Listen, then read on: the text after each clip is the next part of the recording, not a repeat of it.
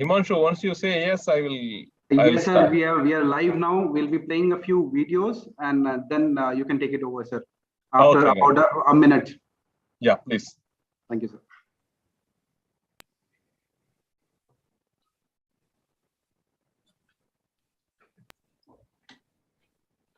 Great things change things. Wherever we are, whatever we're doing.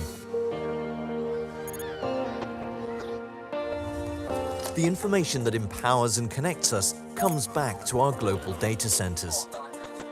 Built for a secure, sustainable, and digital world, they make the invisible visible and anything possible. And that's a great thing. Together, we do great things.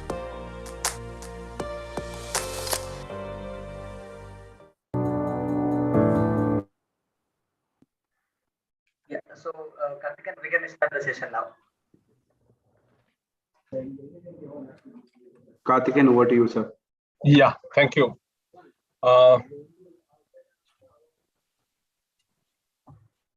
Very good afternoon, ladies and gentlemen. Welcome you all for this session on user guide for implementing ECBC 2017 in data centers.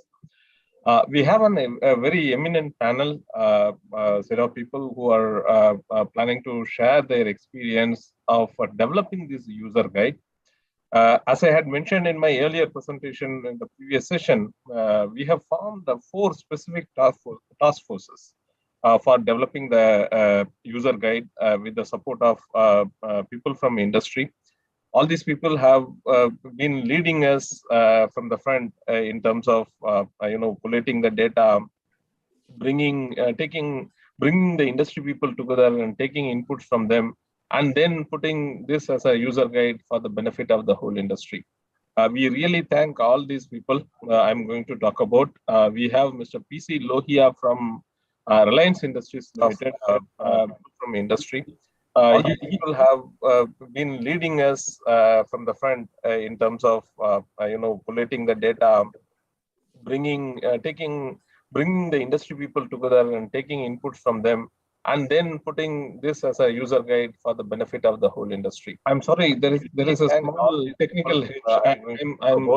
We have Mr. PC Lohia from Reliance Industries Limited, from industry.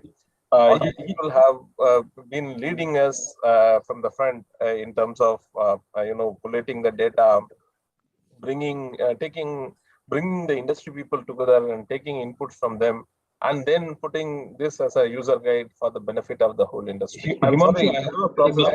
I'm hearing back my voice. We have Mr. PC Lohia from Reliance Industries Limited, from industry. He will have been leading us from the front in terms of collating the data, bringing the industry people together and taking inputs from them, and then putting. Is any other window open in your system? You can close that. I'm hearing back my voice. We have Mr. PC Lohia from Reliance Industries Limited. We apologize for this technical glitch. Kindly bear with us. We will sort this out in few minutes. I think it is sorted, sir. Can you please check now? Yeah, I think it is fine now. Sorry about it. Please continue, sir. Any other window open in your system? You can close that. No, still it is happening. Still it is happening. From Reliance Industries Limited.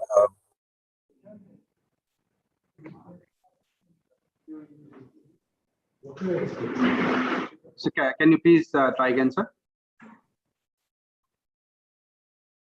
I hope no other windows are open in your laptop, sir, other than the Zoom.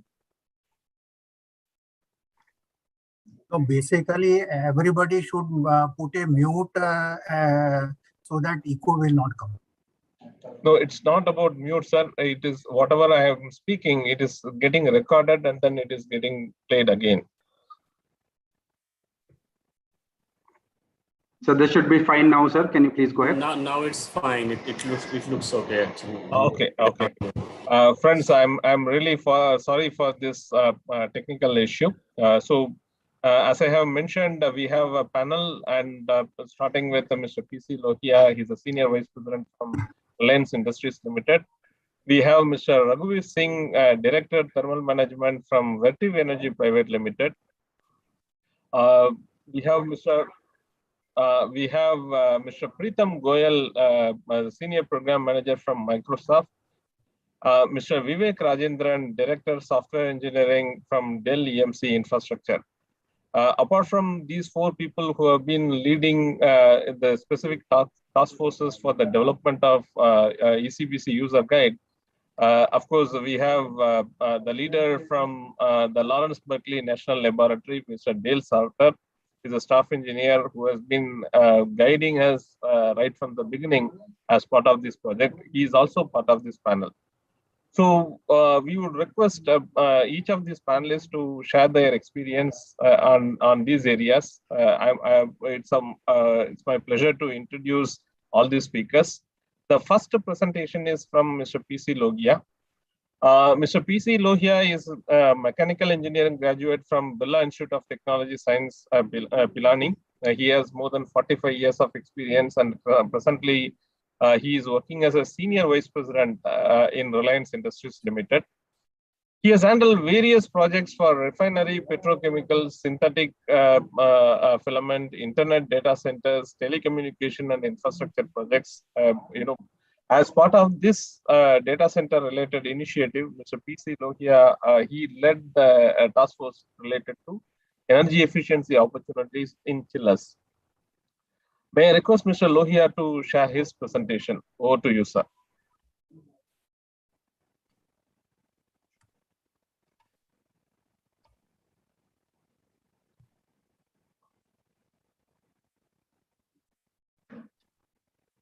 It is not allowing to share the screen. So you can please try now. Yeah, okay. Yeah. Is it visible? Yeah, it's visible, sir. Could you please go to full screen mode? Thank you, sir. Yeah. Thanks for the nice introductions. Good evening to all.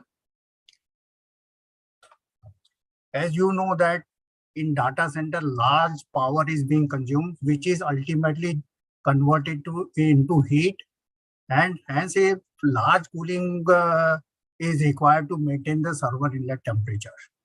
And since it is a high power consuming, so it is our responsibility to select cooling system which is highly efficient, and we should operate in a very efficient mode. In my presentations, I will be covering effect of chiller operations, chill water selection and all these things. And then we will provide you the various tips on chill water and chiller operations and cooling tower optimizations and tips on the free cooling. Now you know that a chiller is a centrifugal chiller or screw chiller or anything. There is a huge difference between the power consumption when we operate the chiller at 7 degrees centigrade, 8 degrees centigrade, and 20 degrees centigrade. A water-cooled centrifugal chiller, when it is operating at 6.7 degrees centigrade and when it is operating at 20 degrees centigrade, there is almost 50% reduction in power consumption. Similarly, for the air-cooled screw chiller also, there is about 35% reduction in power consumption when we are operating from 9 degrees centigrade to 20 degrees centigrade. So it is very essential, very important to select the proper chill water temperature. Now, in the conventional data center, you know that people are operating at server inlet temperature from 22 to 24 degrees centigrade, and they are selecting the chiller from 7 degrees centigrade to 12, 13 degrees centigrade as a chill water set point and chiller operations. And the power consumption of the chiller will be in the terms of 0.6 kilowatt per ton. Now, since all the servers are available for the high temperature operation and all these things, and that ASHRAE has given the recommendations to operate the server from 18 degrees centigrade to 27 degrees centigrade. So looking into these operations, can we increase the chill water supply temperature so the chiller efficiency can be improved and we will save the power. Now I'll give you a tip, because the operating people and design people, they go by the conventional and whatever the convenient way is there. So I am giving a tip how the chiller will be should be selected depending upon your server requirement. Say ASHRAE has given a recommendation of server inlet temperature from 18 degrees centigrade to 27 degrees centigrade. So based on whatever the server's inlet temperature you are selecting, say 18 degree or 21 degree or 27 degrees centigrade.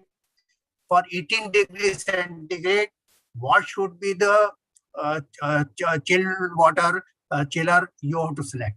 Now, you see that if the server inlet temperature requirement is 18 degrees centigrade, and in precision air conditioner where we are supplying chilled water and we are generating cold air, and for 18 degrees centigrade server inlet temperature, if we consider 1 degree temperature rise in the plenum and from precision air conditioner supply to the server, then PAC outlet temperature will be in the range of 17 degrees centigrade. And you know that optimum coil, whatever the air outlet temperature and chill water inlet temperature, there is between 3 to 5 degrees centigrade is the approach a optimum design can be considered. So if we consider 4 degrees centigrade approach in the coil and 1 degree temperature rise from precision air conditioner to the server inlet temperature, that means overall approach is 5 degrees centigrade. So for 18 degrees centigrade, we can select a chill water inlet to the precision air conditioner at 13 degrees centigrade. Now there is a pump in between this thing, and there is a large pipeline is there. So there might be some increase in chill water temperature. If we restrict, say, up to 1 degree centigrade, then chiller will be 12 degrees centigrade. That means if we target the server temperature of 18 degrees centigrade, we can select a chiller of 12 degrees centigrade. Similarly, if we select the 21 degrees centigrade, then from 12 degrees centigrade, we can go to 15 degrees centigrade. And for 27 degrees centigrade, we can go for 21 degrees centigrade. So you see that from conventional chill water temperature to 21 degrees centigrade, there is almost 50% reduction in power consumption. Then you know that for every 1 degree temperature drop in condenser water temperature, there is 1.5 to 2% power saving is there in the chiller. So if we are able to design the cooling tower and system like that, it should give the minimum cooling water temperature to chiller. Then there is a drastic reduction in power consumption potential is there. Then now I am taking the cooling tower. Whatever the heat is being generated are taken in the server, and whatever the compressor power consumption and things are there, that heat is to be rejected into the atmosphere by the cooling tower. Now, in the cooling for given load and for given condition and all this thing, if we are selecting a cooling tower, there is a certain fill volume is requirement. So for the same fill volume, if we increase the base area of the cooling tower, then rain density will drop down, the fill height will be drop down. So the pressure drop, which is passing through the cooling tower, will drop down, and there is a huge potential of power saving. So once we are talking about the high efficiency and all this thing, a little bit investment in cooling tower by increasing the base area and all this thing, there is a huge potential of power saving in the cooling tower. And second thing is that with this we can can think of a common approach. We are taking 5 degrees centigrade from the ambient weight bulb temperature, the cooling water temperature. Then it can be reduced further if proper cooling tower optimization is being done. Then in the cooling tower, whatever the cooling tower ambient air weight bulb, design weight bulb is taken, so there is approach is taken. But whenever the weight bulb temperature is dropping of air inlet to the cooling tower, the approach doesn't remain same. It is going to increase. Like suppose cooling tower is designed for 28 degrees centigrade weight bulb temperature, and if it operating at 23 degrees centigrade, then in place of 5 degree approach, we are going to get a higher approach. So while operation and all this thing, we must see that at a lower cooling water, lower air inlet weight bulb temperature, you are going to get a higher this thing. So the people are adopting philosophy to have a variable speed fan and all this thing to save power and all this thing. And they put some approach and all this thing which we are keeping as a constant. That is not a correct philosophy. So based on the performance of cooling tower, we should put a proper algorithm for the fan speed control and all this thing. Then second thing is that cooling tower outlet temperature, the cooling tower is designed by L/G ratio, that is liquid to the gas ratio. For the proper L/G ratio, approach temperature of the cooling tower can be reduced drastically. And the thing is that whenever the cooling tower is designed for certain range, say 5 degree or 10 degree and all this thing, if the range is being reduced, then cooling tower approach will improve. So these are the operating parameter. While operation and all this thing, we should take care of the thing that whatever the advantage we can take, we should utilize that advantage. Now the thing is that server is designed for 18 degrees centigrade to 27 degrees centigrade, and suppose we select a high chill water temperature. So let us say 20 degrees centigrade is the chiller inlet outlet temperature. With 7 degree delta T, we are getting 27 degrees centigrade as a cooling water return temperature. So lot of the time we are having the cooling tower temperature. Generally cooling tower temperature in India, we are getting from 18 degrees centigrade to 32 degrees centigrade. So in some time or some season, if we are getting less than 27 degrees centigrade as a cooling tower water temperature, then can we reduce the load on the chiller by putting a plate type heat exchanger and taking the free cooling with the cooling tower. Now I am going to another tip. If the chiller is designed for lower delta T, say 2027, if we increase the delta T from 2027 to 2030, that means 7 degree delta T. If we increase to 10 degrees delta T, even for Bombay condition, free cooling availability in the 7 degree delta T, we are getting almost 2,100 hours of free cooling. Whereas if we go for the 10 degree delta T, the free cooling will double, almost it will become 4,500 hours. So to take the advantage of free cooling, can we select the chiller with higher delta T, that is chilled water inlet outlet minus inlet temperature, that is the delta T, which if we increase, then pumping power will be saved, free cooling options will be increased. All these things are going to give the advantage irrespective of the server load and whatever the heat rejection requirement is. Then here I am giving you one tip. Let us say the server which is designed for 27, we take 12 degree delta T in server. That means hot air exhaust from the rack is at 39 degrees centigrade. Suppose we are getting 39 degrees centigrade as a hot air to the precision air conditioner, and we wanted to cool this air from 39 degrees centigrade to 27 degrees centigrade. So traditionally, we are having chilled water coil, which will cool the air from 39 to 27 degrees centigrade. But since cooling tower is available in most of the part of the India, and 18 degrees centigrade to 32 degrees centigrade is the range in which cooling tower is available. So if we utilize a second coil, in the president air conditioner and do the part cooling, then there is a huge potential of getting free cooling. I am giving you one example like that. If we are having 39 degrees centigrade as a hot air return temperature, and in the winter time we are getting say 18 degrees centigrade as a cooling water temperature. So with cooling water temperature of 18 degrees centigrade, we can easily reach the supply air temperature to 27 degrees centigrade. That means if that condition exists, we get 100% free cooling. Similarly, if even if we are going for 32 degrees centigrade, then we are not going to get any free cooling. But intermittently, suppose we are having 23 degrees centigrade or 27 degrees centigrade. At 23 degrees centigrade, we are getting almost 65% free cooling with cooling tower. That means our load on the chiller will drop down by 35%. Even at 27 degrees centigrade cooling water temperature, your free cooling availability is 35%.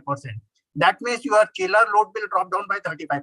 So this advantage we can take. So whatever the location is there, and accordingly, if we select the cooling tower and see what are the free cooling tower time availability and all this thing, and accordingly we decide the system to go by. If free cooling is not available, you go for the one coil system. If free cooling is available, then you can go for the two coil system. Then second thing is that whatever the chiller, like I have told you that 7 degree delta T or 10 degree delta T, if delta T is high, then in place of traditionally going for the parallel chillers and all this thing, if we go for this series operation of chiller, the lift will be divided and you will start saving the power. You see that in this particular example, there is about 12% energy saving potential is there compared to parallel to the series operations. Then according to technology, like we have a scroll compressor, we have a screw compressor, we have a centrifugal chiller, then we have a different magnetic levitations and all this thing. So based on the technology and whatever the capacity requirement, if we go for the progressively go from the scroll to screw and screw to centrifugal chiller and centrifugal chiller to magnetic levitation chiller, there is a great potential of reduction in power consumption. Now you see the chiller efficiency, chiller power consumption is also depend upon condenser and evaporator fouling and all this. Once the fouling is increasing, the same chiller is going to consume more power. So we can do in place of traditional cleaning and all this thing, we can put an online automatic cleaning system so that our fouling doesn't take place and consistent power consumption, the chiller will run on an efficient way. These are the various steps I have the presented. Thanks for the patient hearing. Thank you very much. Thank you very much, Mr. Lohia, for a very elaborate presentation on the opportunities for reducing energy consumption in chillers. I think all are very practical solutions which have been very clearly implemented at Reliance, and then he had shared the experience.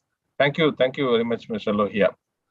The next presenter is Mr. Raghuveer Singh from Virtiv India. He has been leading the room cooling task force for reducing the energy consumption. He is a director, thermal management products and marketing, Virtiv India. Mr. Singh he has more than 15 years of experience in data center cooling. He has previously spearheaded the key positions in Virtiv, such as director sales and application engineering, head for thermal management in India. May I request Mr. Raghuveer Singh to make his presentation on room cooling. Over to you, sir. Mr. Raghuveer Singh, over to you. Yeah, thank you, Mr. Karthikeyan. Good evening, everyone. Just share my screen. Hope it's visible now. Yeah, it's visible, sir. Yeah, you can proceed. Yeah, First of all, I would like to really thank the CII, IGBC, Mr. Del Sarter, and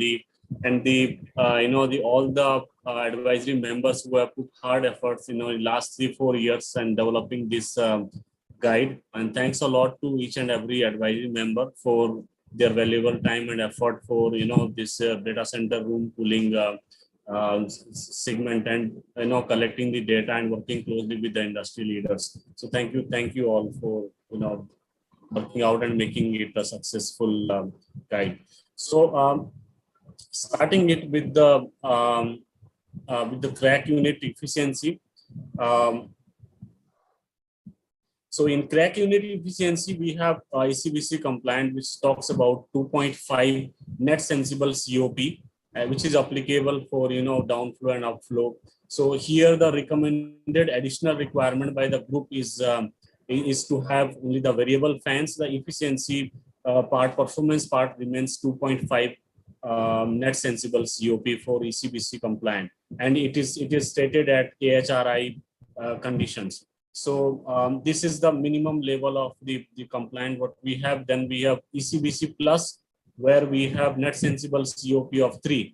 So this is again, the label 2 itself. This is based on the feedback what we get from the market, and this is the label where we want the industry to travel and then go beyond this to a third level. Right now, we see currently, a lot of systems being still manufactured at the ECBC compliant level. We want industry to move towards level 2 and level 3, and then achieve the level 3 performance parameters. So in level 2, 3 is the net sensible COP, and this is again irrespective of regardless of the airflow. It could be bottom, frontal, or a top discharge. So this is the minimum level what we have to achieve. In level 3, based on the current systems available, we find it difficult to maintain 3.5 net sensible COP, and so the recommendation by the group is that we should avoid using the standard net sensible standard CRAC units from the market.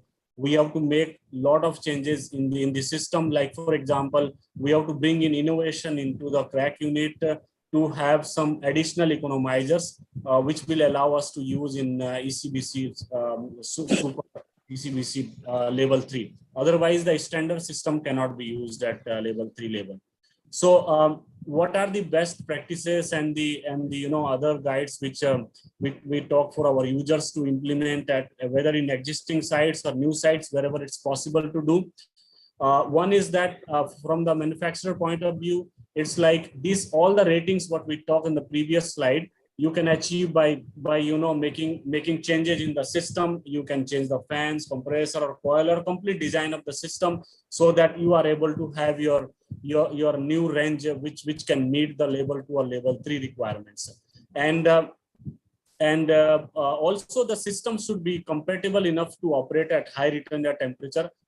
At higher return air temperature, when you operate, for example, let's say 35 degree or beyond, 38 or 40 degrees centigrade of return air, especially when you use with containments, then you can easily achieve 3.5 net sensible COP. So only thing is, we have to keep in mind that when we move for a higher supplier temperature or a higher return air temperature, your systems, OEM has to keep this in mind, that their system should be compatible. They should be designed to operate at these conditions. So which means that the selection of the compressor and the other components should be in line, coil and the other components should be in line in such a way that it can work in such environment and can meet the ASHRAE inlet temperature guidelines. When you start operating at higher temperature of the ASHRAE, your return air temperature automatically goes higher and higher. So systems should be compatible enough to operate in that. And the another idea here is that we have to try to bring in the modulation into the design. So all the systems today, like when we talk about the servers or we talk about the ambient, overall the system become dynamic. So the environment is dynamic. So we must have a system which is able to control airflow as well as the capacity. So users, our recommendation to all the industry is that, you should try to deploy variable capacity on the fans as well as in the compressors to achieve maximum efficiency at part load and full load. And addition to that, wherever possible, wherever the ambient is favoring or indoor design temperatures are higher, you can use the benefit of the economization. So that can come through either having or two coils in the indoor, let's say a chilled water unit with having two coils. One can be connected to a dry cooler outside or a cooling tower outside, and the second coil can be connected to a chiller. So and this kind of setup has been done already in India. So like, we have now many data centers running across India. So these are doable things, and you can achieve a good saving through this concept. The another concept could be you can have a refrigerant pump in the system. So whenever your ambient is favoring, your refrigerant pump can go off and your compressor can go off and can operate on the refrigerant pumps. And as the ambient goes higher, it can operate back on the compressor system. And also when the indoor capacity is lower, I mean the load in the indoor is lower, and you can take the benefit of the system sizing and switch off the compressor. Maybe in multiple circuit, you can switch off the compressors depending on the supply requirement. So these are some of the doable things which can be done addition to the standard CRAC unit. And by doing these kind of things, you may comply, your CRAC unit may comply to a level 3. So these are the additional things which we are talking on the economization side. And on the condenser side, in the air cooled, wherever possible, you can try to use water cooled and or use adiabatic. If not possible, try to have efficient air cooled condenser with vertical type of discharge, or try to avoid mixing of the hot and cold air. We see a lot of big sites wherever you have more condensers installed at one side, lot of hot air circulation happening back to the inlet of the condensers, and efficiency comes down drastically. So these are some of the tips which we will have to keep in mind when you deploy a larger data center, that we have to try to avoid mixing of the air, be it in the data center inside or be it on the outside, having multiple chillers or multiple air-cooled CRAC unit condensers. We have to keep all these things in mind.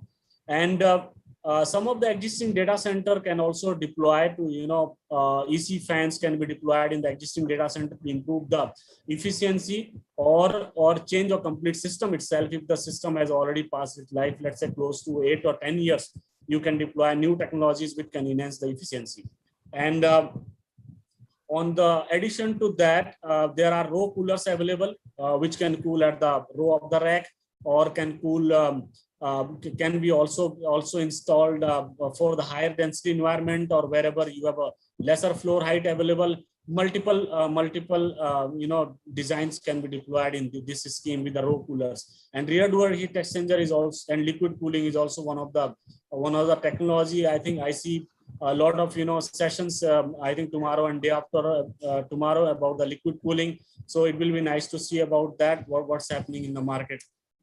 Other things is important things which we have noted is that for when you use a CRAC unit for a data center application, your servers typically, if you see the airflow pattern, your servers, which are actually, suppose if it's a front to rear discharge, so you expect that the cold air has to come in front of the servers, and then hot air which is coming out from the rear will go automatically on the top and go back to the CRAC unit. But when you have a top discharge type of a cooling unit, your cold air is thrown from the top and your suction of hot is from the front. So it's a cross air flow. So there is a lot of mixing happening. So we always recommend that for a data center kind of application, or wherever you have a suction at the lower level, we recommend to have a frontal or a bottom discharge type of a cooling to avoid mixing of the cold and hot air. And this is another feature what we see in the market. I think most of the OEMs are already doing this, but customers have to also know this from the from the operation point of view, what savings you get. So this was the typical arrangement of the fans what we used to see earlier. Earlier we used to have a more power consumption on the fans and a normal type of fans, and now we see new innovation happening. EC fans are being used, and EC fans being lowered under the floor. So when you do this change from here to here, there is a substantial power saving you can see for the same CFM, same static. So there is a huge benefit which you can get, user can get. Now we move to the air management side. On the air management side, we recommend at minimum at the ECBC compliant level, we should maintain hot and cold aisle layout. So you should put your racks into a proper, hot and cold aisle arrangement so that you avoid mixing here. And the speed on the fans should be dynamic. So that's already we talked about. In ECBC plus, we have to move to having a containment. This is a minimum level here. So containment deployment is recommended by the group here. And we should try to avoid having a mixing. So the maximum here air mixing here is 30%. You have to try to minimize that, because more the mixing, more will be the temperature rise from the cooling unit to the data center level. The rise of the temperature will be higher as your mixing is higher. So in the level 3, the group has recommended 1.8 degree centigrade temperature rise from a CRAC unit or a CRA unit supply point to the rack inlet temperature, and this can be very much achieved if you avoid the mixing of the air here. So these are the I think we have to keep in mind the tightness of the containment and put blanking plates wherever possible. We have to try to minimize the mixing. That's the basic idea of it. So now all these things are obviously driven from a server perspective. We have to try to initially itself in the design level, we have to design properly the rack selection, the server selection, the type of the servers. My colleagues are going to talk about more about it, but I'm just covering on the air management side that you have to try to have front to rear management or front to top management. So we would prefer to have front to rear as it's easy to maintain and easy to move and manage the air.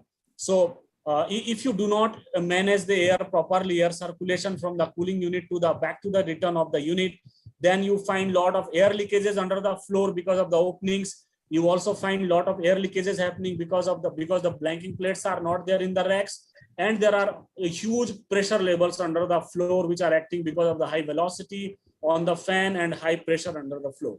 So we have to try to minimize the mixing. So do containment, whether hot or cold, do containment wherever possible. We have to do the containment, some minimum basic things we recommend in ECBC plus. So when you do containment, you find this kind of a profile. You can see on the right side of the picture here. You can see how the cold aisle is uniformly distributed, uniformly air distributed at a uniform temperature level from top to the bottom of the rack. And that's the kind of a profile you get. And your return air temperature of the cooling unit also goes up actually, which increases the capacity of the cooling unit. Ideally, what we should be doing? Ideally, we should be pumping servers, but we pump always much more than that. And that much more of the air which is pumped, higher air from the cooling unit is either leaking through the floor or leaking through the server gaps itself or between the racks gaps, or if the blanking plates are not there. Ideally, we should have a minimum pressure under the floor, and this can be maintained through two methods here, which we will be talking about. So how much air you should push in the cold aisle? So there are two methods typically which are very popular in the market. One is a pressure control. So you can have a pressure sensors under the floor or here in the cold aisle and one outside here, and then take the differential and run your fan based on the differential value, so that you maintain a differential pressure, and you can have the fan speed modulation based on the dynamic changes in the server load. So this way also you can modulate the fan. Another way of modulation is having a sensor, the temperature sensor at top of the cold aisle in multiple aisles. You can have multiple such sensors and measure the temperature. So based on the temperature measurement of the inlet of the servers, you can modulate your fan speed, which assures you the air up to the top of the rack. This is the another advanced way of manufacturing, modulating the air. So these are the two ways of doing. Both achieves the savings on the fan. The second method is little bit more preferred, as as it can help you to also improve the uptime, even if your aisles are sometime open or you Mr. Raghuveer, sorry to interrupt. You have 2 more minutes, please. Sorry. You have 2 more minutes, please. Yeah. So this ASHRAE guidelines we talked about, that you should maintain the higher temperature and humidity control part. I think we have to have a base unit. Every unit should have a standalone controller in the ECBC compliant. And when we move to level 2, we need to have a supplier control mandatory there on the cooling unit, addition to having ECBC compliant specifications. And in the level 3, we recommend users to have control as along with the ECBC plus compliant. We have to also have a control on the dew point temperature. So your supplier, you need to also maintain the RH or a dew point, and also focus on maintaining the inlet temperature of the servers. So these are the guidelines. On the fan control, we recommend to move to a higher rating of the fan or the motors. So there are, IE2, IE3 and IE4. And I think this is quite popular in the market today. All are using EC fans, but we have to move to the higher rating of this to improve the efficiency. On the economizer, which is the last topic of today for me.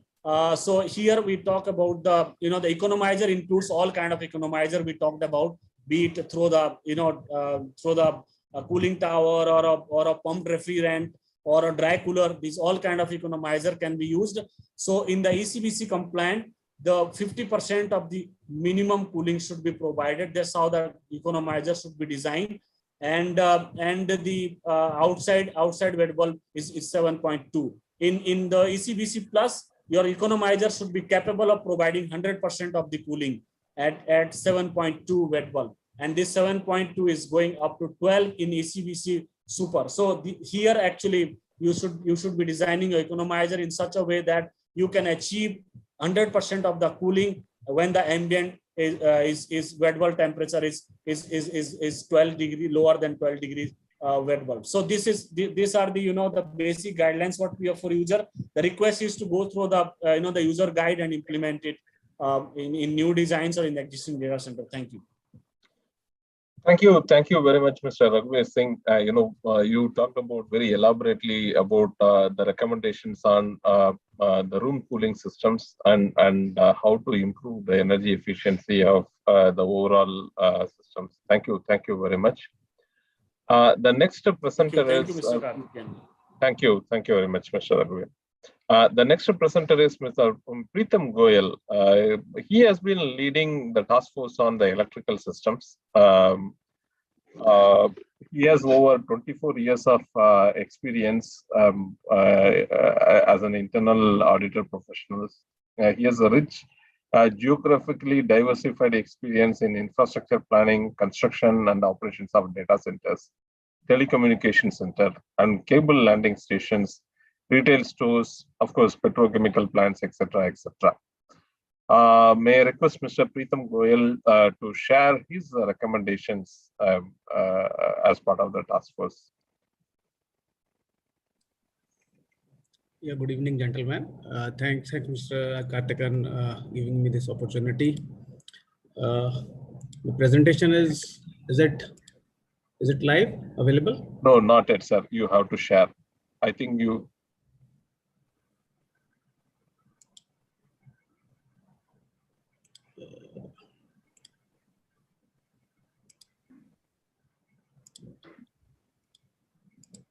Gentlemen, thanks, Mr. Karthik, giving me this opportunity.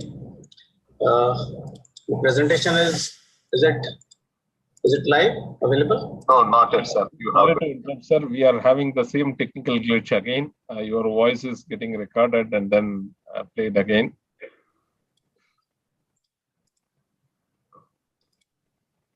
Now it is fine. Now it is fine, sir. I hope so. Thanks, Mr. Karthik, giving me this opportunity. I think now it is okay. Yeah, it is fine. So, Dr. Dhaka, can you help me to?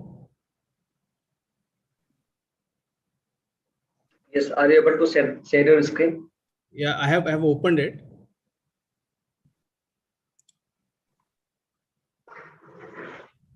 Or should I open your presentation? If you can help. Just a minute.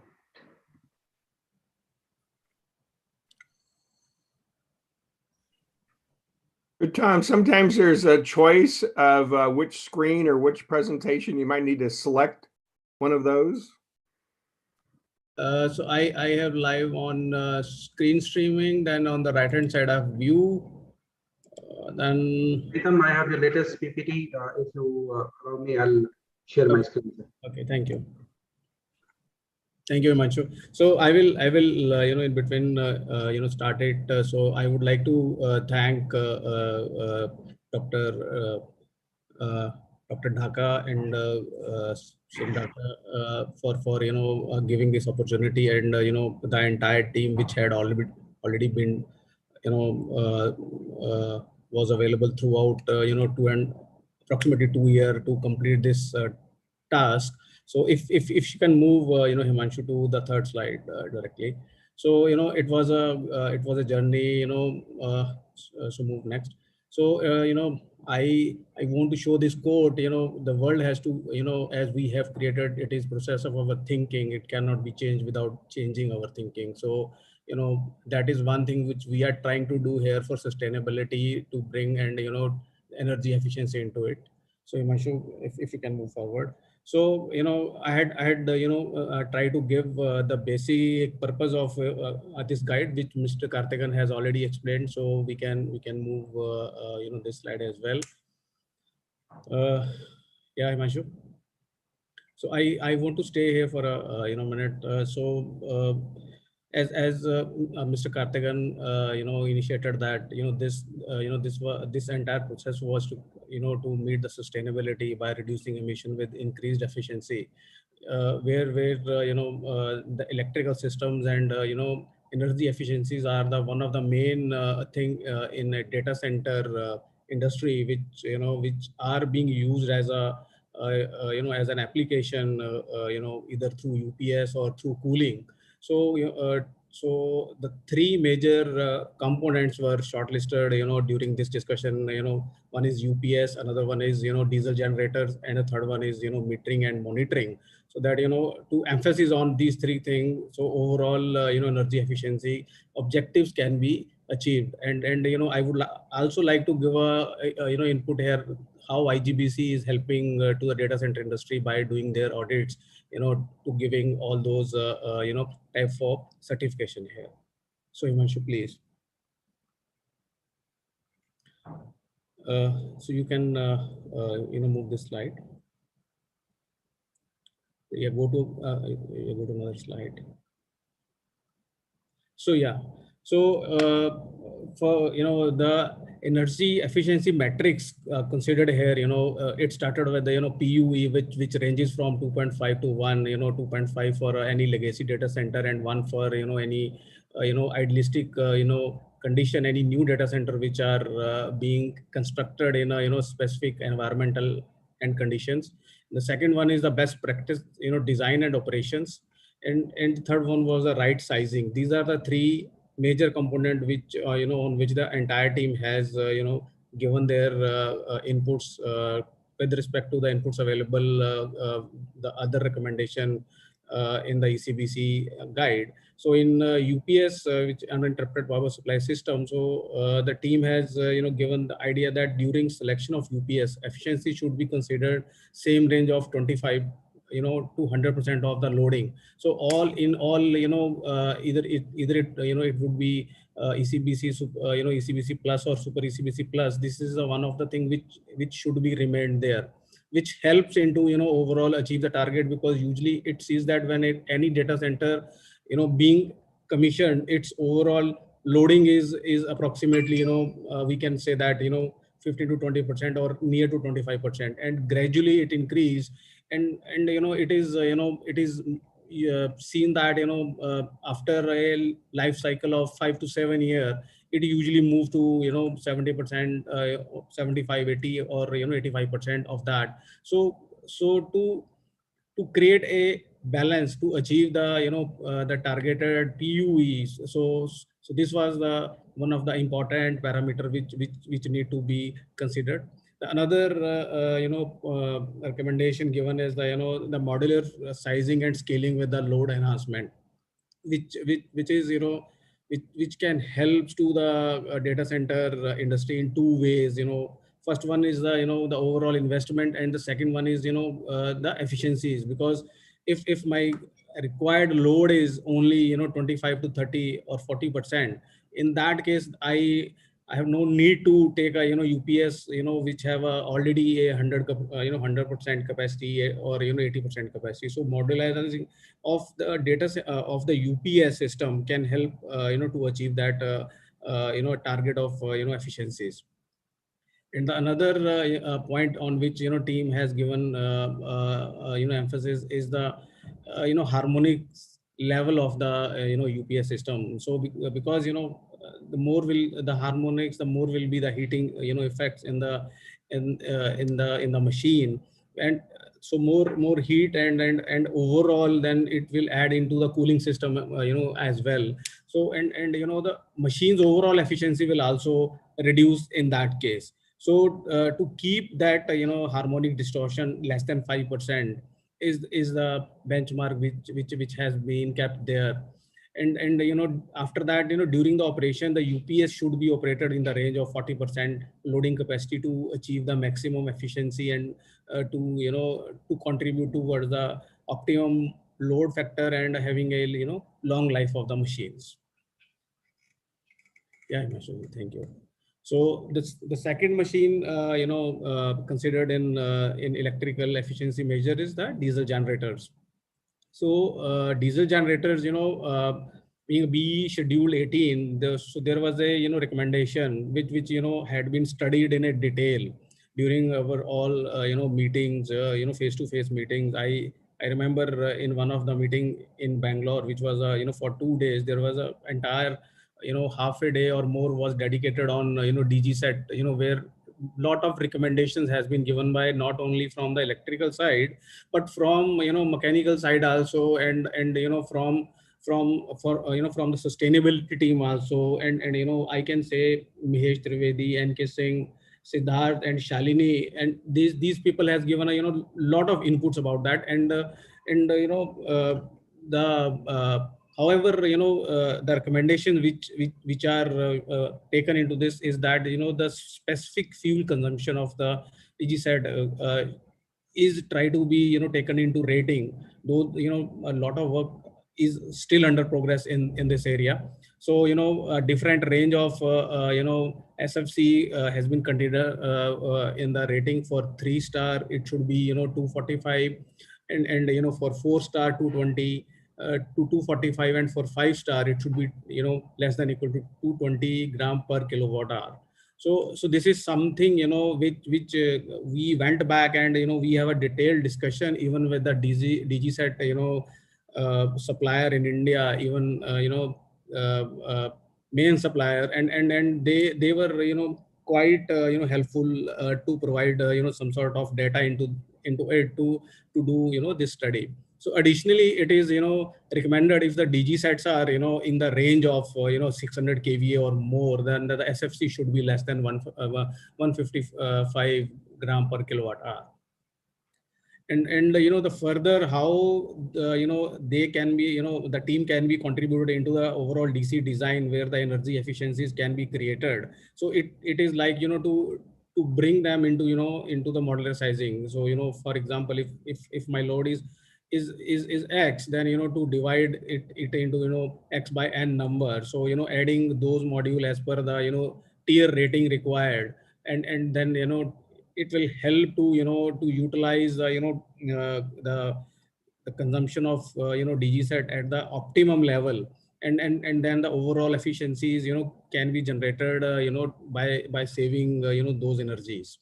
And after that the one more recommendation which was given is that to start the DG set at optimum temperature, so that its starting should be smooth and there should be a minimum stress on the engine during starting. So these are the high level guidance which I am showing here. But I would request to the audience that they should go through in detail through the guide to understand and to not to able to get more data about that. And the last but not the least, it was metering and monitoring, which was considered, and taken forward, from the past, recommendation. So it is recommended that for each level, green grid 1, 2, 3 PU measurement should be, used, into it. And then, from, for the measurement of all type of data.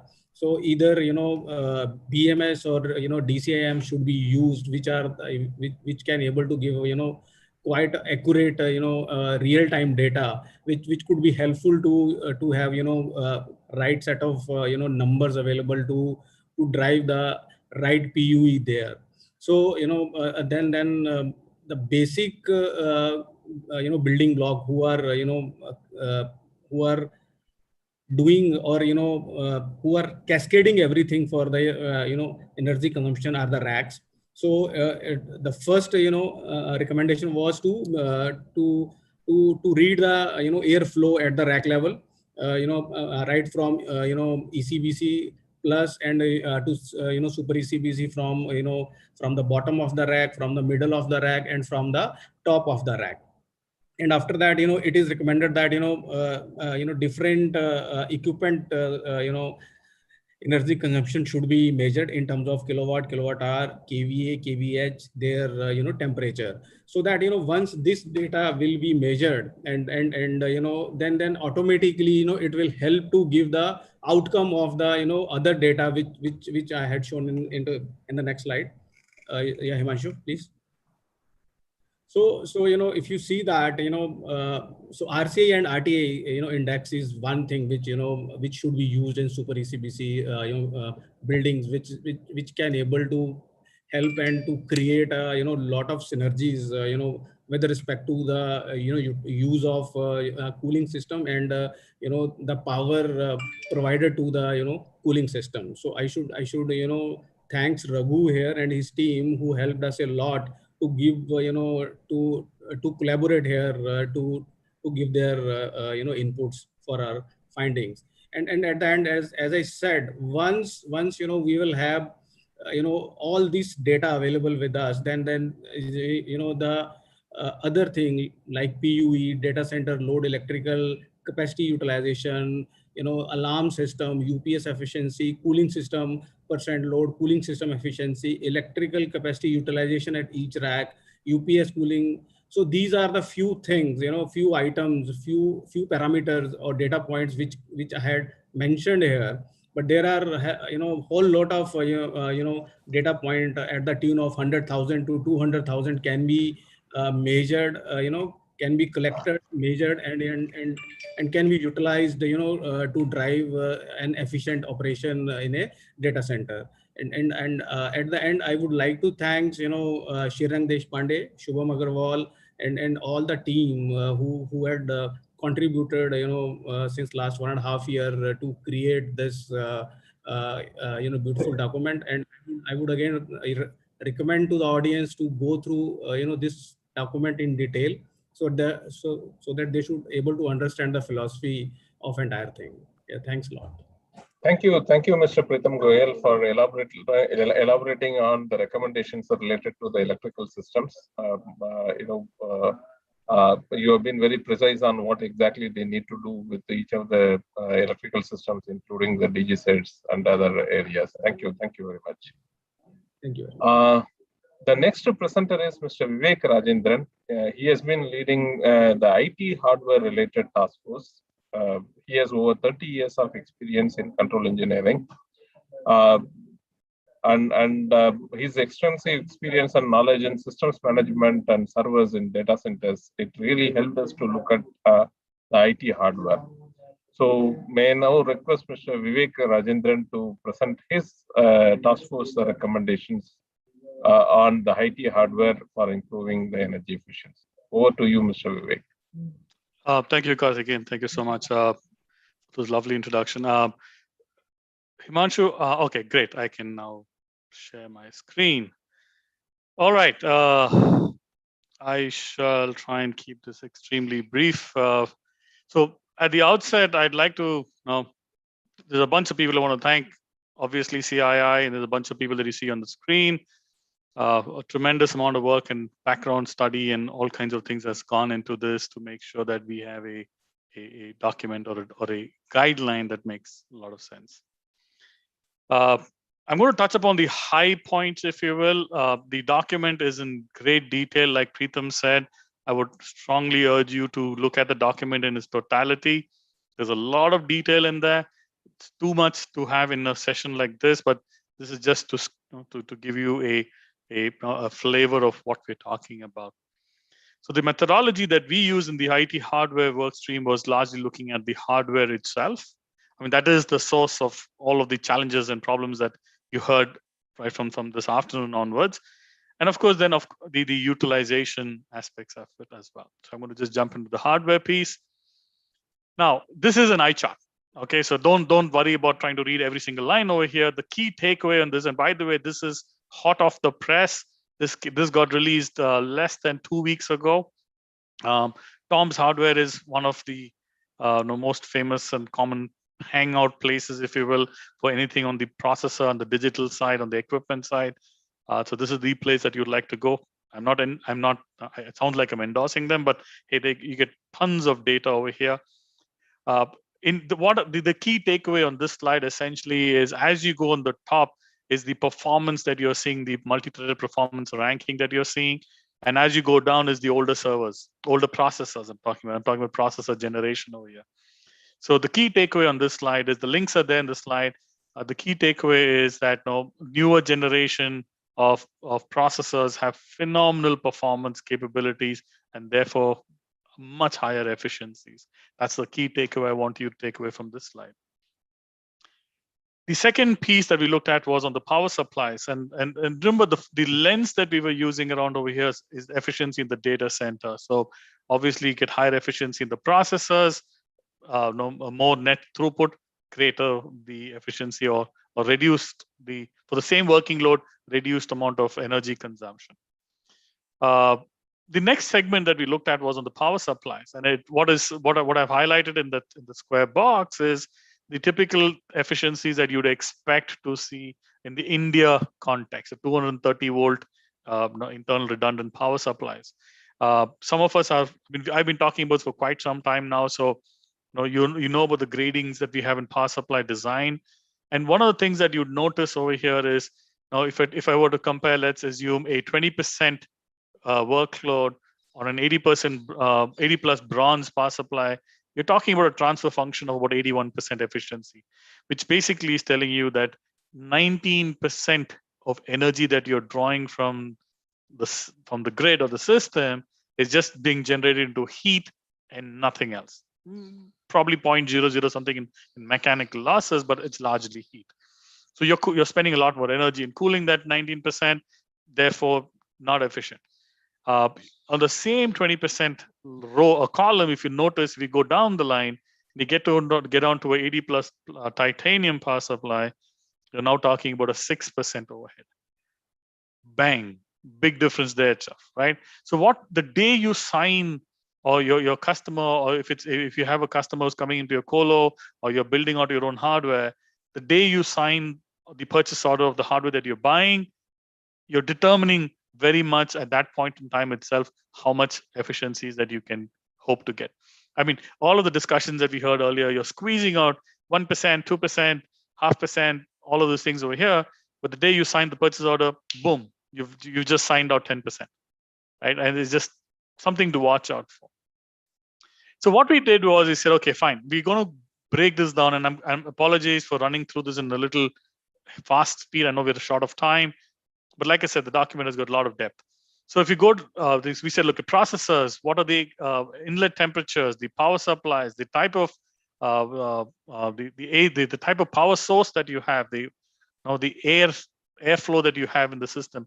So as we've been seeing in the previous presentations, you have a level 1, a level 2, and a level 3. I will just build the slide up. So I'm not going to go through every single point. It's pretty, it's pretty logical over here. Level 1, minimum criteria, entry stakes, if you will. And then level 2, it gets slightly better. Level 3 gets even more efficient, or the guideline will recommend more efficiency.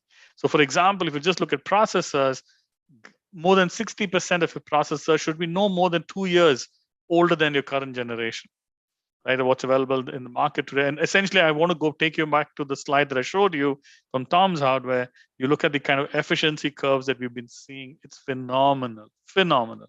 So absolutely important for refresh cycles to maintain the thing. And we recognize, I think there was a comment that was made in the earlier session about refresh cycles. There is the NIC, I think it was from the gentleman from the NIC, where there is a pressure to maintain older hardware for whatever reason. So that's why we said, you know what, utopian world, you'd expect 100%. Reality is going to be at least greater than 60%. Similarly, you see the criteria, ASHRAEs for the inlet temperatures are much, much wider at the ASHRAE 4. Power supplies. I know this is this has been a topic of debate in a lot of places about our asking us for high voltage DC. And I know in India, we don't yet have HVDC, but it is an aspirational goal. And one of the things that we're encouraging and we're kind of evangelizing this whole thing is the amount of transfer function losses that we have between every AC to DC conversion is significantly high. Why waste that? And we're really pushing that. So it's a very aspirational goal. And I think it was Raghuveer who talked about the airflow as well. So you see on the airflow criteria piece that we said, like for level 3, all equipment must have front to back airflow. We want to be consistent. We want to reduce mixing. So right from your equipment choices, making sure that you're helping that. All of this actually has tremendous impacts. The document actually has a lot more data on that. I would again urge you to go take a look at it. The second thing that we said was on utilization. I mean, it's great that you've bought all of this equipment and that you've bought the right size. You've done all of the great things on that. But if you're not really utilizing it well, what does that mean, right? And this is an interesting data point. Now, this is I know I have to accept that this is a slightly dated data, but nevertheless, I mean, I come from Dell EMC and I know some of the internal residual energy consumptions that we have today in a modern servers as well. The data is not very far off. There is a benchmark of baseline power consumption of a server. So when I have a server running at 0%, that means I've installed the OS, I've got everything, I've no workload running on, nothing running on it. It still consumes a base level of energy. And in the modern server, it can vary anywhere between 16 to 18%. And it's still a pretty high number. So keep in mind that there is a base amount of energy that's consumed, regardless of what workload was running on the system, whether it's even if my CPU is running at 0%. So keep that number in mind. What this graph is telling you is as you keep increasing your median of power from a server utilization, on the x-axis, you see the server CPU utilization. As you go towards 100%, that's when you go to your max load on your y-axis. It's not a linear curve. So you see that knee that you're seeing around the 10% of CPU utilization, after which it kind of becomes linear. Imagine if your system is running at 10% or less, a lot of people, I've known a lot of people who have not measured this. Now we do have, I'm afraid, I hope I'm not speaking out of my thing over here, but if I can pay, I have customers who are willing to pay for it, so what? There is a lot of carbon tax, a lot of environmental damage that we do by this. So we need to educate customers. We need to evangelize this concept, push your server utilization higher, right? So there's this non-linear piece in the beginning, which is up to around 10%. That piece is pretty much consistent even today in the modern server as well. The linearity comes usually after the 10 to 15%. Now, keeping that in mind, let's move to the next piece. And this is just an illustrative example, right? So you have a base consumption. So this is 4 servers running 4 CPUs for 4 workloads running at 20%. On an average, you're talking about a power consumption of 1200 watts. So this is, I took this data from a modern, actually, I won't say the latest server, it's one generation before, but it gives you an indicative number over here. So what you're seeing over here is 4 servers, 1200 watts, very low CPU usage, and that's 1200 watts is what it's consuming. Now, if I take the same workload, move it through a virtualization platform, I use this onto 2 servers, my total power consumption has come down to 960 watts. No degradation of any of the workload performance, output performance. Now the numbers might vary a little bit, few small percentiles here and there everywhere, but it's really not that much. So the key takeaway I want for you to take away from this is up your server utilization. Bring your server utilization so that the base power consumption that you're using is a relatively smaller percentage of the overall server power consumption. I know in the early days, we used to have challenges in terms of redundancy and workload management and stuff. And so people hesitated to go beyond 40, 50%. That's not true anymore. With the kind of workloads that we are seeing, microservices design architecture, cloud-based tools and software and applications, where the redundancy is managed in the application side, not so much on the hardware side. Doesn't have to be so much on the hardware side. It gives you a lot more flexibility to go to higher percentages. So in my own labs, I have moved my average CPU loads upwards of 70 to 80%. We're comfortable at 80%. We have not seen any issues. And for the last few years now, we're consistently hitting the 70, 80%, right? And that's really the right place to be at. Key takeaway on this slide, server virtualization. Regardless of what technology that you use, there are quite a few options out there. Very important, and the right sizing of hardware. Very, very important.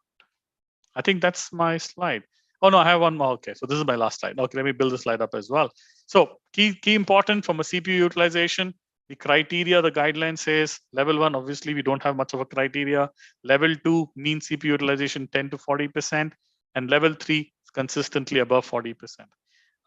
Why we chose 40%? In fact, Dale probably, or some of you guys remember, we got a lot of pushback and say, hey, can we not push this much higher, right? Take it to 60%. And the reality is maybe in a few years from now, we will take that to about a much higher. My recommendation would be to take it to much higher levels, but at an entry point, if you will, bring it in at 40%.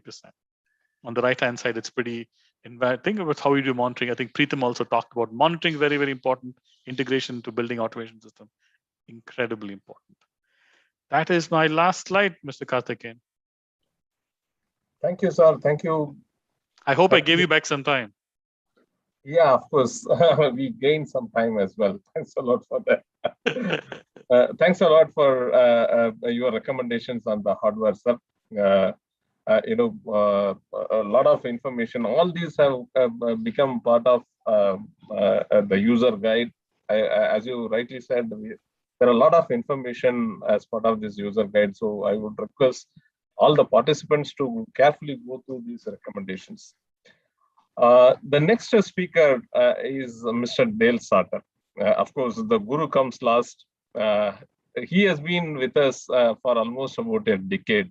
I still fondly remember, the joint program we had done long back for training the data center professionals on energy efficiency.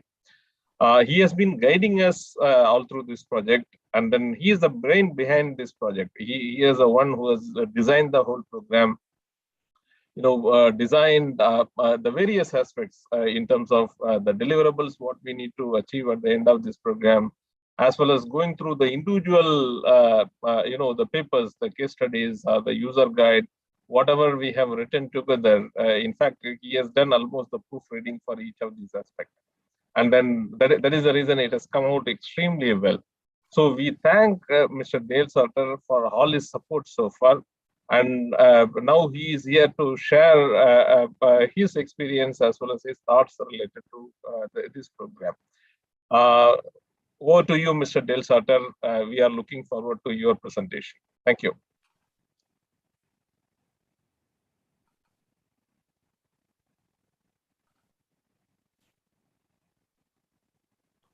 All right, is my presentation showing? Yeah, it's fine, sir. Yeah. Excellent. Well, thank you very much. It's still dark here, but I'm waiting for the sun to come up. But I've had a couple of cups of coffee, so I'm ready to go. First of all, I want to really thank the prior four speakers. And it's been such a pleasure to work with them and CII in this collaboration to improve data center energy efficiency. And I also want to thank all the participants in today's conference for your attendance and listening to us. Good.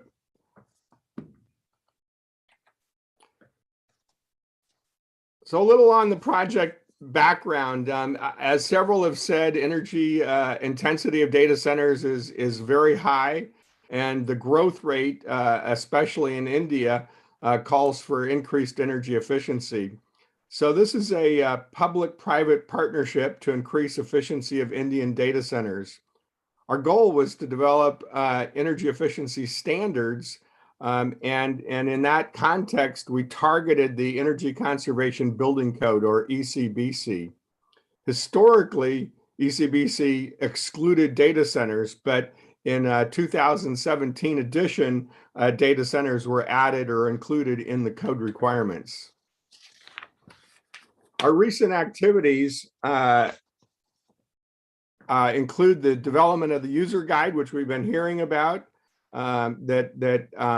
first of all does sort of a crosscut of ECBC, identifying the standards that apply to data centers, and then developing additional recommendations and resources for achieving best practice.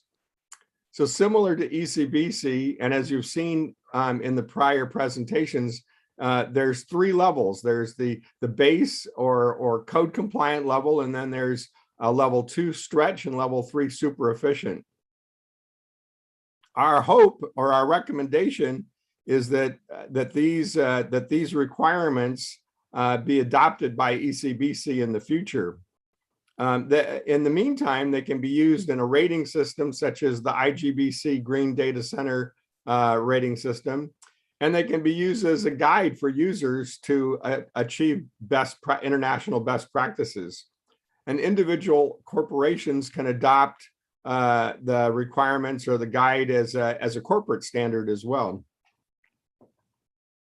We have also identified and documented a couple of case studies that highlight energy efficient best practices in the Indian context. And these case studies support the guide's recommendations.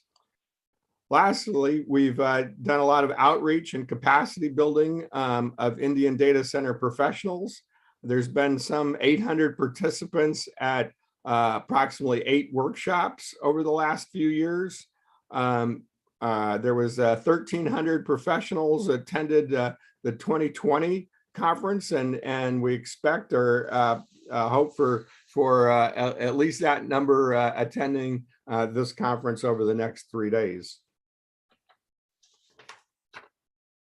This has been a joint activity between the governments of India and the US, and it's being implemented by the Lawrence Berkeley Lab, or LBL, and the CII Indian Green Building Center. But most important as a participant is you, the industry. We've seen a very receptive and engaged industry. That's illustrated by our advisory group. And I want to again reach out to special thanks to the prior 4 speakers, which have served as the committee leads in the 4 primary topic areas. Thanks again.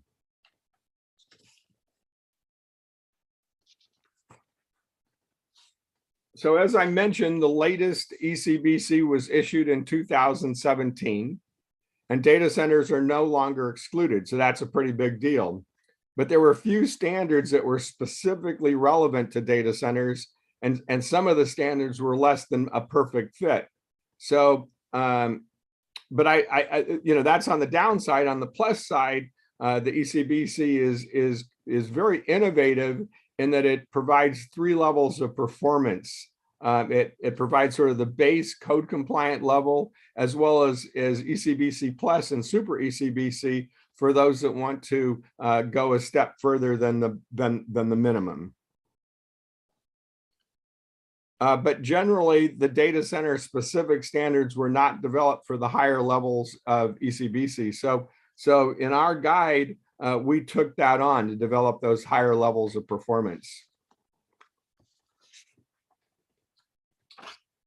The user guide's purpose was to be a cross-cutting identification of ECBC requirements that are relevant to data centers, and then make recommendations for additional requirements at higher levels of performance.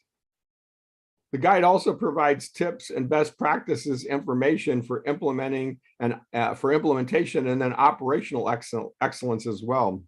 And it highlights resources to help the user achieve the target efficiency levels. The target audience for the guide is the Indian data center owners, developers, designers, and operators.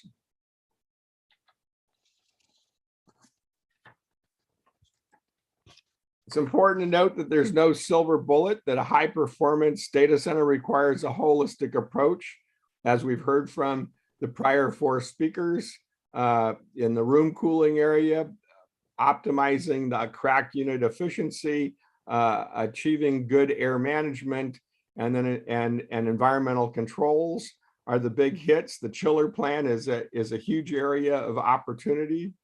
Same with the electrical systems like the UPS. But we also put under the electrical the metering and monitoring, which is absolutely essential. You can't manage what you don't monitor or meter. So you know, metering your energy use and understanding the flows is essential. And then in addition, the guide addresses operational best practices. So, you know, that might not exactly fit into a new building code, but we address the IT hardware and system management opportunities, as Vivek talked about before me.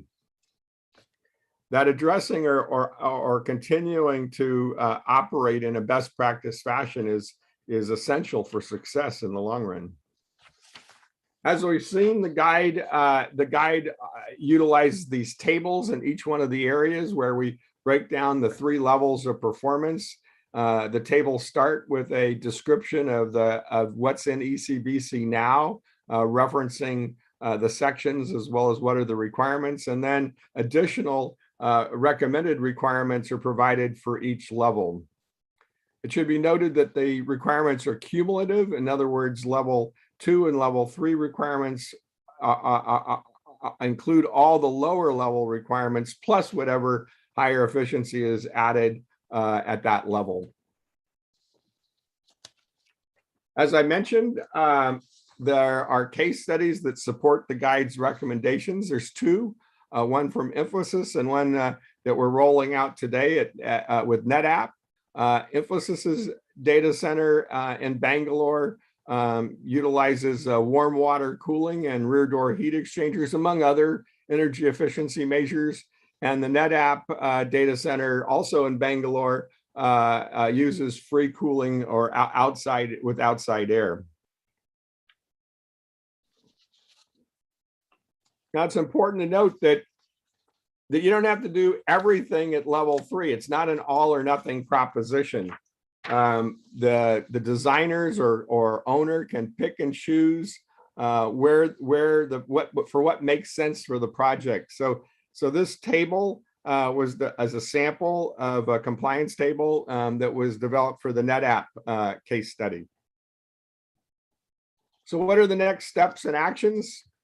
First, we made recommendations and submitted to the Ministry of Electronics and Information Technology on their new data center policy.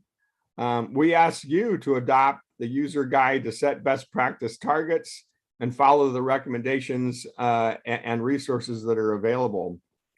And then, of course, to achieve the higher levels, including level 2 stretch and level 3 super efficient recommendations. We hope to see, or we expect to see, the IGBC integrate the guide and its requirements into the green data center rating system. And then quite important, we hope to see the recommendations in the guide integrated into the next version of the ECBC. And of course, we want everybody to take advantage of the case studies that were developed. So in terms of getting started at your data center, it's important to get the IT and the facilities staff talking and working together as a team. You should install monitoring systems to measure key performance indicators like PUE, and then adopt and work towards high performance targets utilizing a continuous improvement process. These are incremental improvements typically, as opposed to a home run. And then share lessons learned at forums such as at this conference, because we have a lot to learn from each other. So we developed this graphic that sort of shows PUE and a typical base case being about 2. We expect that level 1 will achieve a PUE, plus or minus 1.6, a level 2, 1.4, and a level 3, 1.2. These values will be refined over time as we get feedback from actual performance of data centers that meet those level requirements. For those that would like additional information or resources, the LBL has a data center efficiency website that's full of resources that you're welcome to use. And that concludes my presentation. Thanks again for joining me. Thank you very much, Mr. Dale, for your guidance and support so far. With your guidance and support, of course, from IGBC point of view, we could make a significant progress in facilitating the Indian data centers to improve the performance. Obviously, from IGBC, we would like to continue the relationship with the LBNL. Of course, we all know you would be leaving LBNL in that case. In fact, we will be missing you, Mr. Del Sartor. Okay. Well, I'll still be around.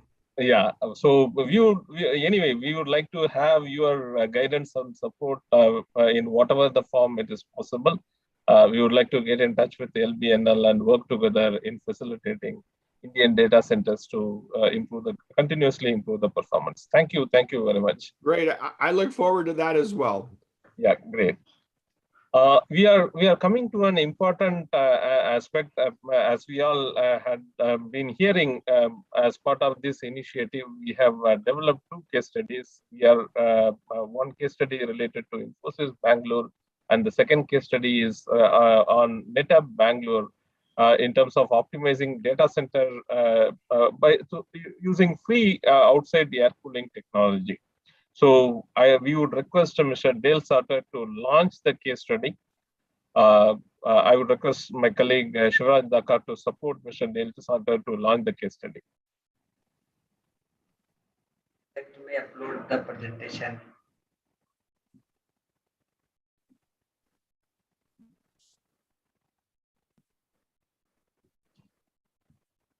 Mr. Dale, we would request you to launch with your permission. Of course, digitally, we launch the case study.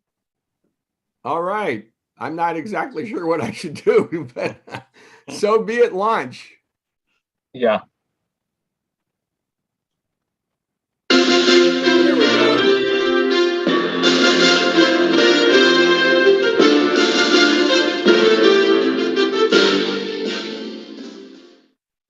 We have Mr. Vinod Kulkarni from NetApp India as part of the panel. So we would request Mr. Vinod Kulkarni to brief us about this case study. Thanks, Karthik. This is Vinod Kulkarni. Good evening, good morning to Dale. First of all, thanks to Shivraj, Himanshu, which have been working continuously. They have been working, we are working as a team the day we occupied the new campus. And thanks to CIA and IGBC, we are IGBC Platinum certified building, as well as special mention to Dale. He has visited our facility many times. We had discussions with him many times. And I want to say that whenever we discuss something with Dale, it's a pleasure, and it pushes us to raise the bar. The way in which he asked us questions, we looked into every detail to ensure that ensure that everything is satisfied, everything is met as per the required. Thanks, Dell. No, we need your support continuously to ensure that we are at the maximum level. And once again, thanks to IGBC team. And also special mention to the NetApp management team, including our director is there, Mr. Ken, and our senior management team. Ken also will take us through some of the salient features of the campus. Thanks to management team giving us an opportunity to do this case study and to bring it to the limelight. So what we wanted is we wanted our campus to be one of the best in the industry, very unique, very sustainable. So we were in a leased location about 3 years back. We moved to our own campus 3-4 years back. But before moving, our management wanted and our operations team wanted to build a campus which is sustainable, best in the industry, and best and also it has to be managed very efficiently in terms of energy, in terms of water, in terms of other natural resources. So first thing was our data center, where our 60 to 70% of energy goes into the consumed. Other 20 to 30% utilized by the office, but major energy contributor or consumer is a data center, or what we call it as a lab for us, our data center. So we wanted to concentrate more on the data center to ensure that it is efficient, as well as it's built efficiently and it's managed efficiently, so that we are done. And thanks to CII, thanks to LBNL, now this has been brought into the limelight. Apart from this lab or data center, we have done many things, many unique unique points are there, like what we call it as NetApp is no longer a bulk consumer of the batteries, or we are free from batteries because of the flywheel technology, which was maybe first in the industry. We have adopted for entire campus. So we are absolutely free from batteries. We have done airside economizer, free from batteries, like many things. And our lighting system is one of the, what I can say, one of the energy efficient and state of the art, a very advanced lighting system, where the entire campus doesn't have electrical switches, 100% LED lighting, over and above everything is sensor based. So many unique selling points we have done. And importantly, the data center, which contributes, earlier it used to contribute about 75% of the energy consumption, it has come down to say 55% of the total energy is into the lab. So we want to look into the opportunities to make it more and more and more efficient. So thanks for, I say, CA, IGBC, and thanks for LBNL for all the support, and thanks for bringing, providing us an opportunity to bring this entire thing to the limelight and to ensure that, to show it to the world. Thanks Dale, thanks Karthik, thanks Yuvraj and Himanshu for all the support. Thanks Ken. Thank you, Mr. Vinod. Mr. Ken is also with us. So may I request Mr. Ken to share his views? Thank you. I think Vinod covered all that good work that he's done, and but thank you the CII team and Dale. We didn't have an opportunity to meet at the campus, but I look forward to meeting you whenever you are in India. Thank you for your support and your encouragement. And Vinod spoke pretty highly of you and your contribution to improve the whatever steps that we are taking. And I fully agree with you when it says that it has to be a holistic approach, not only about data center, but all the other measures that we have taken. And did covers most of it. We are also working on conservative in sustainability measures in water and providing EV charging points. That will be the new thing too, and try and achieve a PUE of, we are, I think, achieving a PUE of about 1.3, which is somewhere between level 2 and level 3 as per your graph. And our aim is to further reduce it or increase the effectiveness. That's our overall aim, and I think the team is doing a great job. What I would like to insist is that the way I think the team went about attaining the Platinum LEED certification, they started from inception and planned their way up. That has been a key factor in ensuring that we get to where we want to be, especially from the energy conservation efforts. So I think whoever was involved at that stage to kind of plan this, my predecessors and all those people who are involved. I think they also deserve a round of applause for this. So thank you so much, and thanks for introducing this case study that people can learn from it. And all of you, when things become normal, please feel free, come and visit us at our Bangalore Connect Up campus, beautiful campus. And I hope, of course, after the things become normal, that we are able to host you, which should be sometime early next year. So look forward to seeing you all, and thank you all for your support. Appreciate your help. Thank you, Mr. Kenneth, for joining with us and also inviting us to your campus. My pleasure. We will, from CI IGBC point of view, we will try and arrange a mission to your facility. And then thanks a lot for sharing all the details about the data center. Thank you, sir. Thank you. Thank you, sir.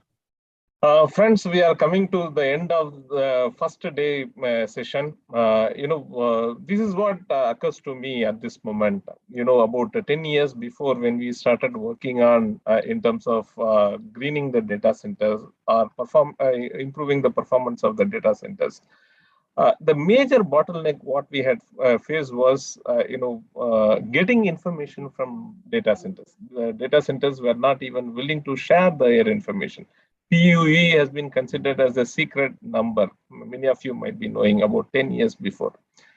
Today, we are very glad to note that the scenario has completely changed. We have Mr. Kenneth inviting us to his campus. He has shared all the technological details related to his data center, and that has been made as a case study for the entire data center industry in India. So that is the kind of transformation we could see within the data center industry. The beauty of sharing is, it multiplies. You all know that if you share one aspect, you tend to get multiple information from your friends and colleagues from the entire data center industry. That is the beauty of learning by sharing. So we thank all the stakeholders who have been part of this initiative. And in this process in IGBC, we have learned a lot. We could facilitate many of the data centers in industry to improve their performance. And we want this family to be together. As long as possible, we would like to keep this family together and then facilitate the process to the best of our capability. So with this, let me thank all the participants who have been part of this conference today. Thank you all. With this, we end the day one session. And tomorrow we have at the same time the session starting on the technical concepts. So I would request you all to join tomorrow by 2 o'clock, if I'm right, Dhaka. Yeah, by 2 o'clock the session starts. I would request you all to come back tomorrow. Thank you. Thank you very much. Thank you. Thank you, Del. Mr. Dale, thanks a lot for your support. Thank you. Thank you. It was a pleasure. Yeah. Thanks all. Thank you, everyone. Bye. Thanks, everyone. Bye. Bye.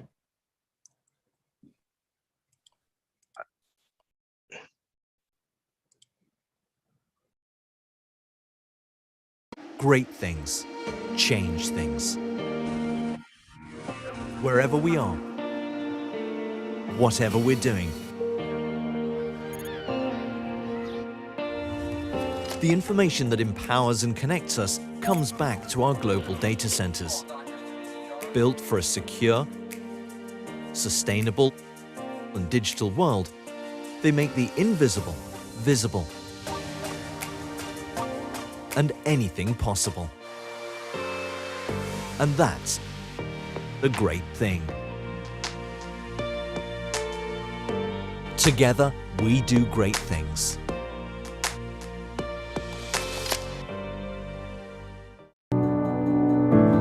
Chennai, known as the gateway to South India, is one of the major IT and data center hubs in the country. The Adani Group now plans to build world-class data center infrastructure in the city of Chennai. The Adani Chennai 1 data center is the biggest hyperscale data center in Chennai with a 32 megawatt IT load. It is strategically located in Sipcot IT Park, with direct connectivity to the national highway and other major IT hubs in Chennai. The data center is being built to meet global standards with 7 layers of security, best-in-class power usage effectiveness, redundant fiber connectivity, and green energy. The Adani Chennai 1 shall be equipped to provide one-stop solution for all telecom and IT infrastructure needs of hyperscale customers, including low-latency network connectivity, high-performance computing, and other value-added services. Through this data center, the Adani Group aspires to contribute to the local economy while continuing our work towards nation building at large and being steadfast on our philosophy of growth with goodness.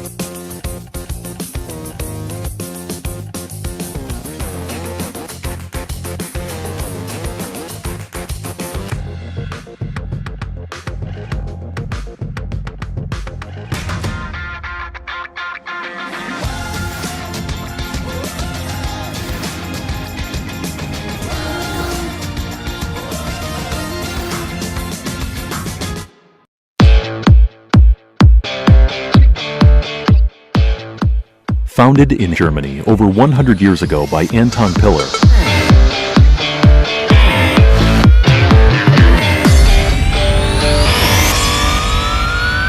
the company has a long history in the manufacturing of exceptionally high-quality electrical machines and power quality equipment. Today, as part of the multidisciplined global British engineering group Langley Holdings plc, Piller is a world leader and innovator in a number of power protection technologies, specializing in UPS systems for mission-critical applications, in frequency converters for aircraft ground power, amongst other uses. Piller UPS systems are found in applications where continuous high-quality power is paramount, such as computer data centers, financial institutions, broadcasting, telecommunication networks, airports, healthcare facilities, and continuous process production sites. Nothing protects quite like Piller.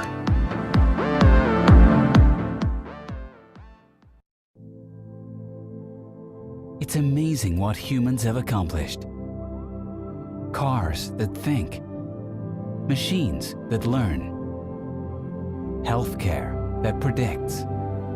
The progress of tomorrow has yet to be imagined, but it will rely on data. It will rely on Vertiv. Vertiv ensures data gets where it needs to be uninterrupted. Critical power is always running. Servers perform at optimal temperatures. Infrastructures grow safely and responsibly. Applications run without glitches, and life leaps forward again.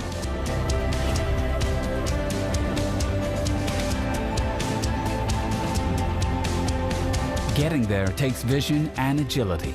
Our leading experts think beyond infrastructure, connecting the dots to create integrated, intelligent ecosystems, to create a future that takes innovation to the next level. And when business needs shift, we work closely with our customers every step of the way. Together, we ensure they are ready before they ever need to be. Vertiv provides continuity in our digital world, so we remain unbound, liberated, free to create the next big thing. Vertiv, architects of continuity.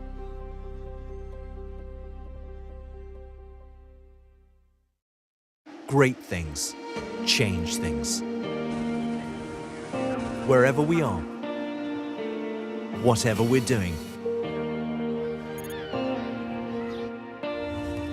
The information that empowers and connects us comes back to our global data centers, built for a secure, sustainable, and digital world, they make the invisible visible and anything possible. And that's the great thing. Together, we do great things.